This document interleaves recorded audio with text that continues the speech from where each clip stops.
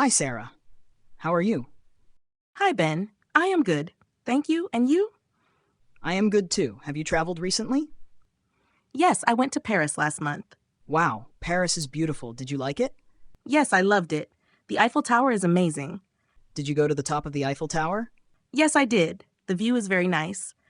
That sounds great. Did you try any French food? Yes, I tried croissants and escargot. Escargot? What is that? It is snails. They taste good.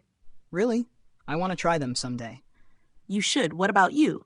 Have you traveled recently? Yes, I went to Italy last year. Italy is nice. Where did you go in Italy? I went to Rome and Venice. Did you see the Colosseum in Rome? Yes, I did. It is very big and old. And Venice? Did you ride a gondola?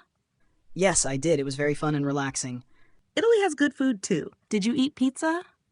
Yes, the pizza in Italy is delicious. I want to visit Italy someday. You should. It is a wonderful place. Thank you for sharing, Ben. Thank you too, Sarah. Let's travel again soon.